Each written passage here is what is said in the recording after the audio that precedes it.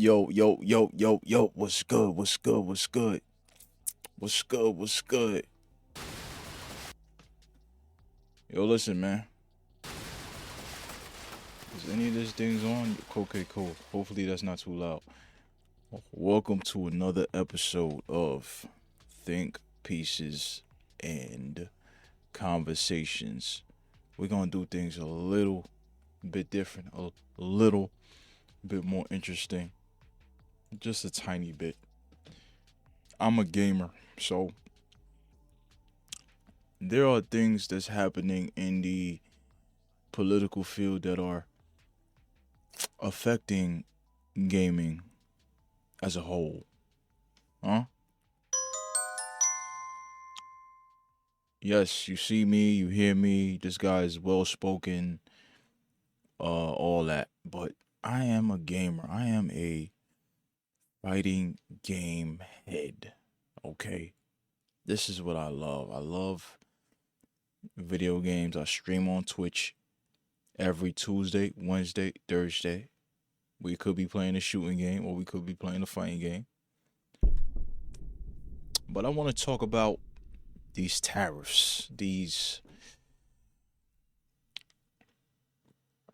tariffs that are gonna affect a lot of things. They're gonna affect certain prices of the Nintendo Switch.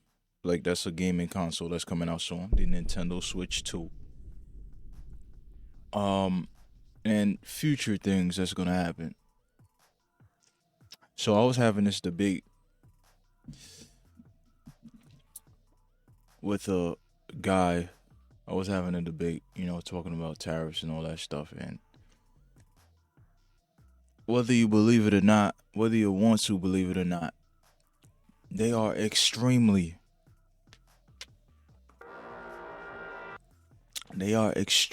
important to the geopolitical landscape and the power structure of these countries, the hierarchy of these countries.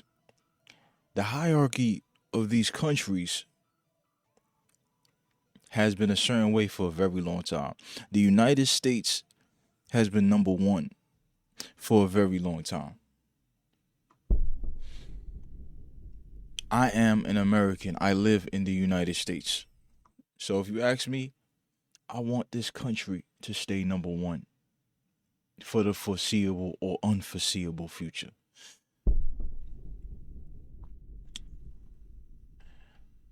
So in June or July, the Nintendo Switch 2 was supposed to drop, was supposed to come out. Okay, this thing was supposed to come out in July, I think, right? So this item, this beautiful item, this beautiful console is supposed to be $450.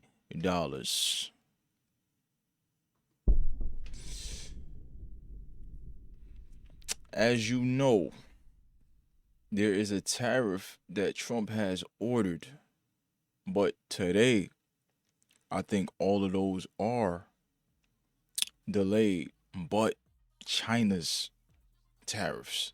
So, in this article that I'm reading right now via Yahoo Finance,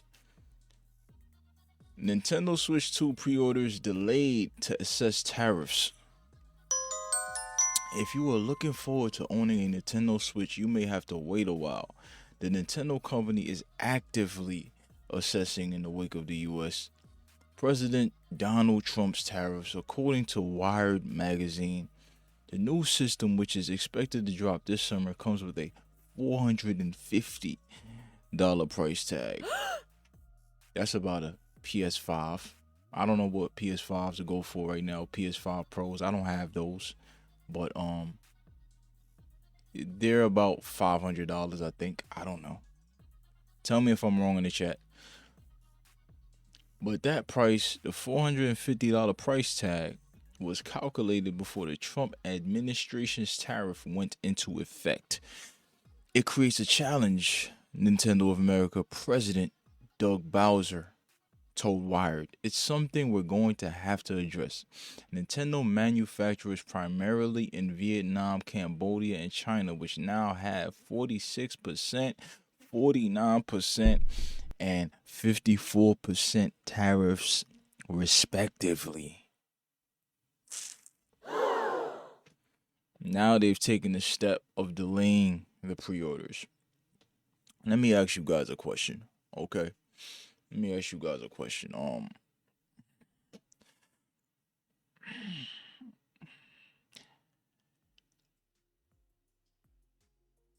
If the Nintendo Switch 2 was $600,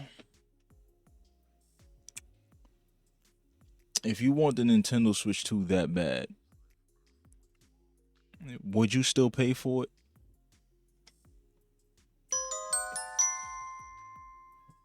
If the Nintendo Switch 2 was $600, $700, would you still pay for it?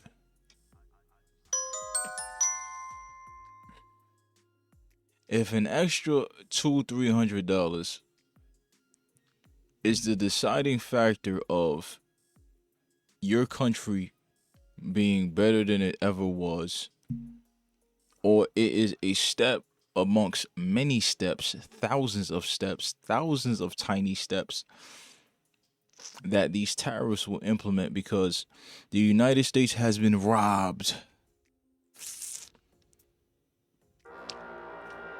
The United States has been robbed for many decades. Let's go to ChatGPT. Okay? Such a beautiful, beautiful thing. Let's go to ChatGPT. All right? Can I talk on this? Hi there. I just want to share how thrilled I am to work with ChatGPT. How? Hold on. Let me ask you this question, ChatGPT. Okay. What countries right now are tariffed as of April 10th, 2025? What countries right now are tariffed through Trump's new policy? As of April 10th, 2025, the U.S. Department of State designates Cuba, Iran, North Korea, and Syria as state sponsors of terrorism. This means these countries are considered... No, that's not what I said, bro. Okay. So I'm going to type it in. I'm going to type it in ChatGPT. This is the question I want to ask ChatGPT. I want to ask what year was, you know what? No, we gonna ask you again. I'm sorry, but I'm having trouble responding right now. Please What- wait a bit. What year before 2025 did the United States have no tariffs from any other country?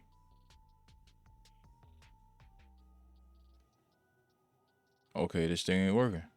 Okay. What year did the United States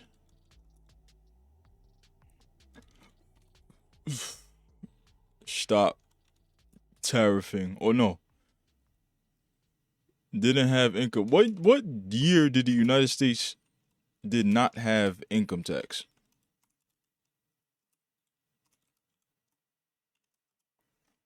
Let's start with that. Let's start with the bottom. Before income tax, from 1776 to 1861, there was no federal income tax. The U.S. government was funded mainly through tariffs, excise taxes, and land sales. The first income tax was introduced in 1861 during the Civil War to help fund war expenses, but it was temporary. The big change, the modern federal income tax system didn't begin until 1913 with the ratification of the 16th Amendment to the Constitution that gave Congress the power to levy income taxes without apportioning without uh, apportioning it among states or basing it on the U.S. Census. So before 1861 and again between 1872 and 1913, the United States did not have federal income tax.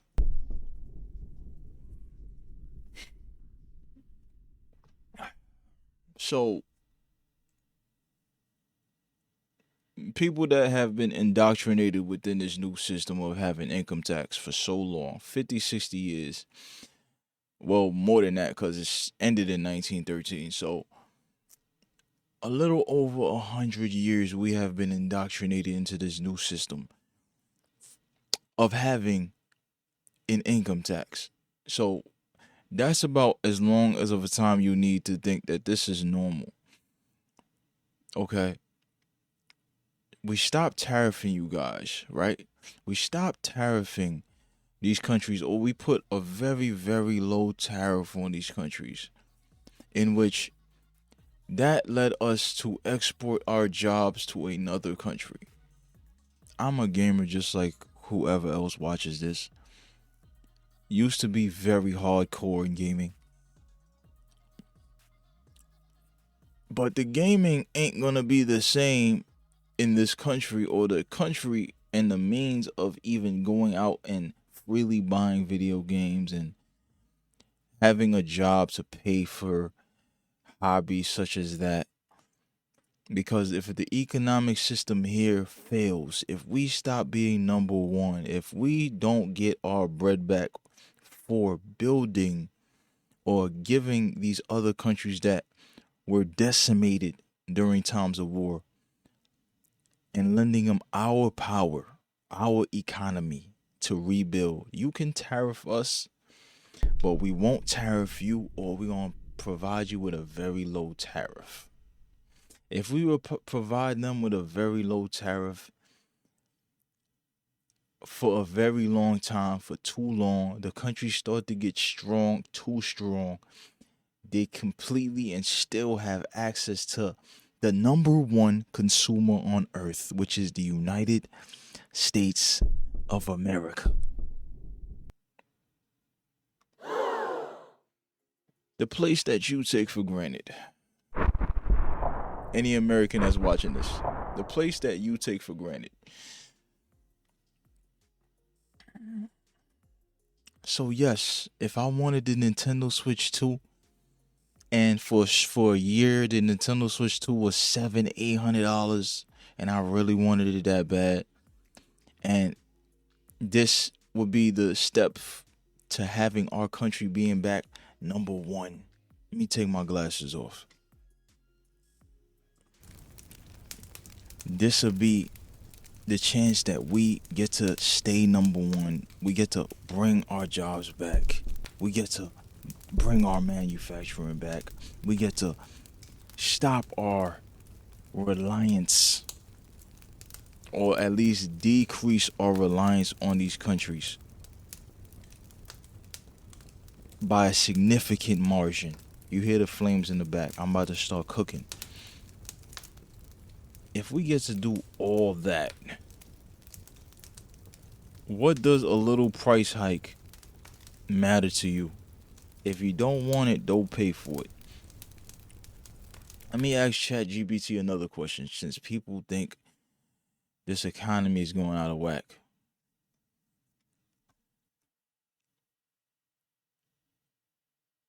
As of April, as of April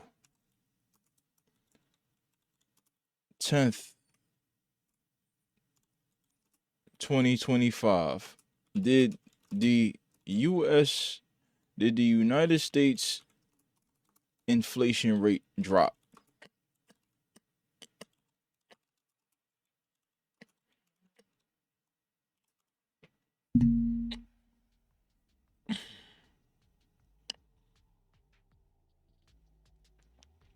ChatGPT says yes.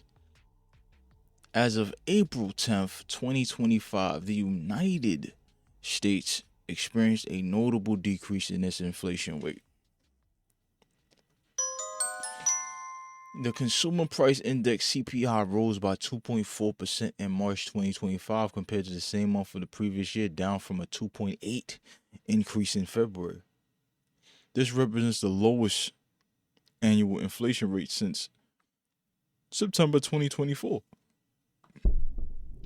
The decline was largely driven by a significant drop in gasoline prices. Additionally, core inflation, which excludes volatile food and energy prices, increased by 2.8 year over year, marking its smallest rise in nearly 4 years. However, economists caution that this relief may be temporary. Recent tariff policies, including substantial duties on imports from China and other goods, are expected to exert upward pressure on consumer prices in the coming months. Federal Reserve officials have indicated a cautious approach, anticipating potential inflationary effects from these tariffs. In summary, while the March data shows a cooling in inflation, ongoing trade policies suggest that this trend may not continue until the near future. Question to my audience, and I'm going to answer it after, but maybe you got a different answer. Say if all these jobs come back to us, right? Say if all these jobs come back to us. We got all these jobs back. Our car companies come back. Our steel companies come back. Millions of jobs. I know several folk right now that can't find a job. They can't find one.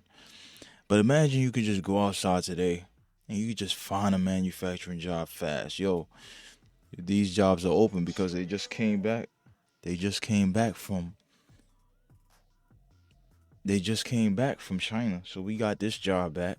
This job right here just came back from blah blah blah to run from the tariffs. So we got this job back, and everybody can just get jobs, right?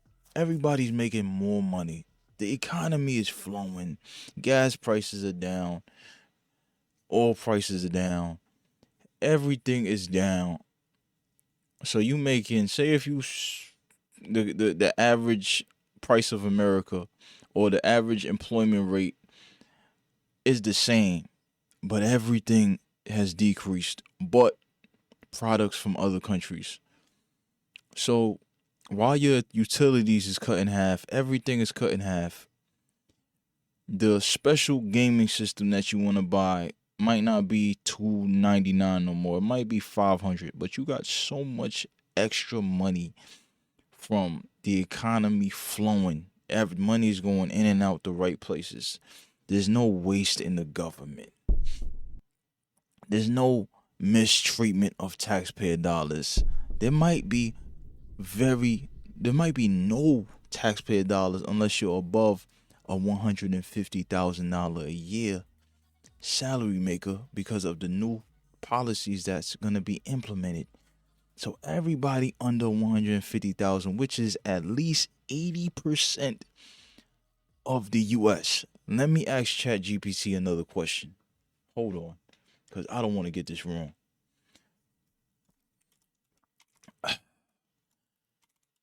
What percentage of America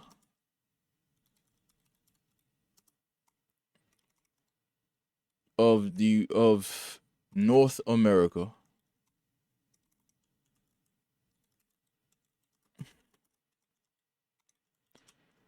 America makes 150K a year or less? ChatGPT.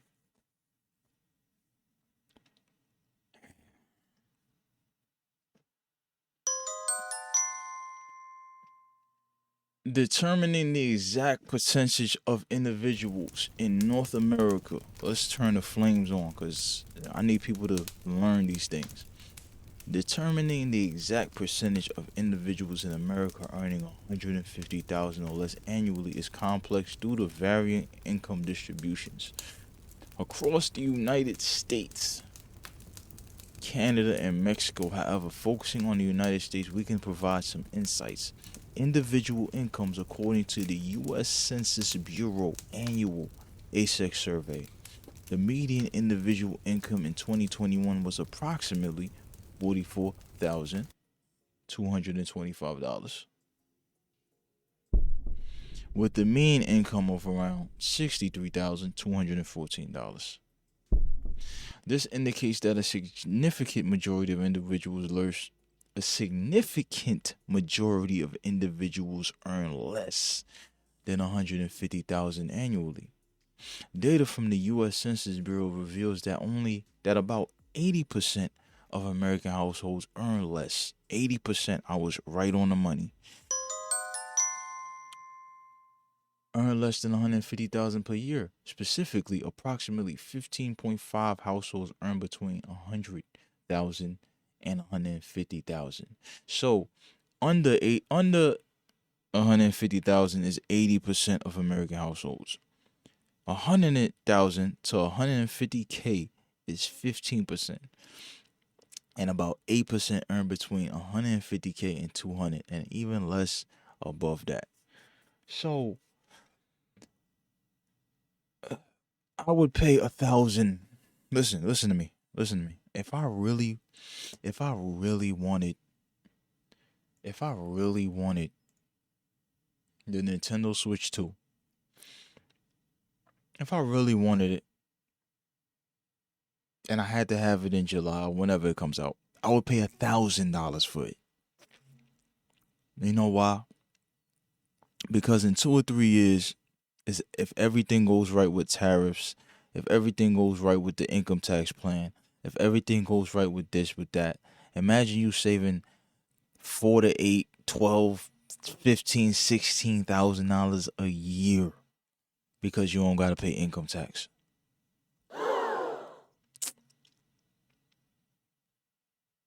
You'll gladly pay $2,500 for a Nintendo Switch if you wanted it. Imagine you paying $25 to fill your tank. You got a V6 engine or something, but the gas say $150 per gallon. We're getting tariffs from this one, that one, this one. I need you to see the bigger picture. Right now, let's slow down the pace a little bit. Right now, I'm reading a book called The Daily Laws. Right? I'm reading a book called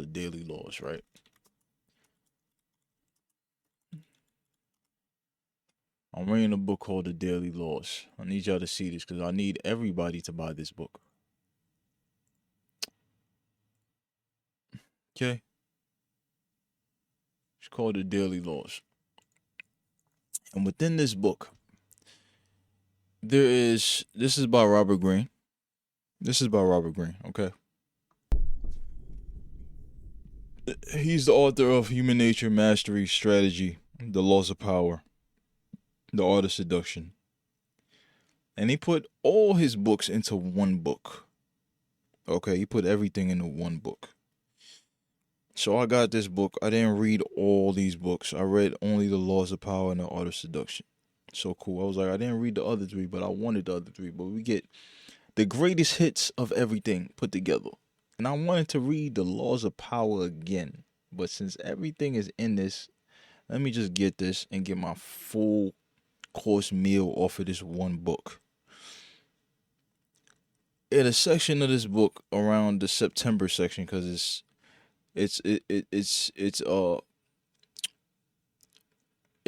separated in months and chapters. So there's different months for different strategies you should learn for different months. I don't care about that. If I'm reading this now, it could be September in the book, but it's June now. This is what we on now. Let me read this now and use it. So there's a point in the book talking about tacticians and strategists. A tactician is a person, entity, figure, whoever that makes moves moment to moment, step by step, not really planned out, but goes with certain tactics depending on the current situation. They go with it's more emotional, maybe less emotional, but it's not planned out. It's not many steps ahead because it's tactics that have to be executed right now or very soon, right? Then you got the strategist. The strategist is the person that plans months, years, decades, centuries ahead. Okay? You need to plan things like a strategist. So, fortunately for us, we have a strategist in the office. Fortunately for us, we have a strategist in the office. Fortunately for us, we have a strategist in the office. Chat GPT, let's look this up. What was the last United States president that implemented massive tariff policy? Hopefully, that's the right question.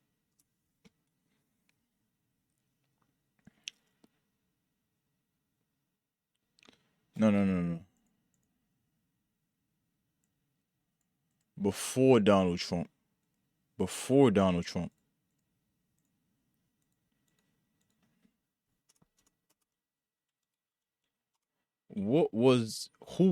Sorry. Who was the last United States president that implemented massive tariff policy before Donald Trump?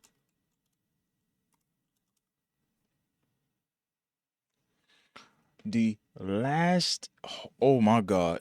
Oh my God. I can't believe what I'm seeing right now. I can't believe what I'm seeing right now.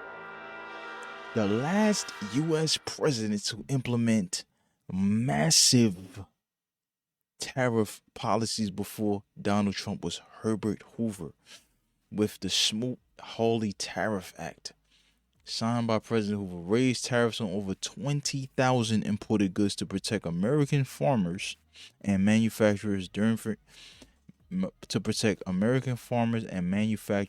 the early stages of the Great Depression. It backfired.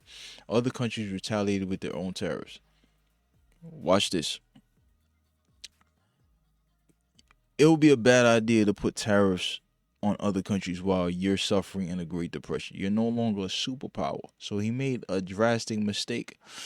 So the idiots in the back that want to just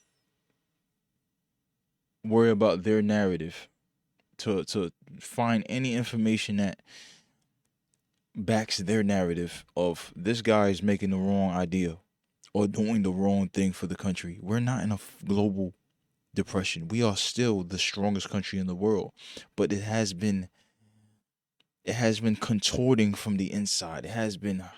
We have enemies on the inside that want to throw gold off the ship. So right now is the perfect time for tariffs to come. But it is sad that 1930, it takes 105 years for a president to make a massive move against other countries that have been taking advantage. 105 years.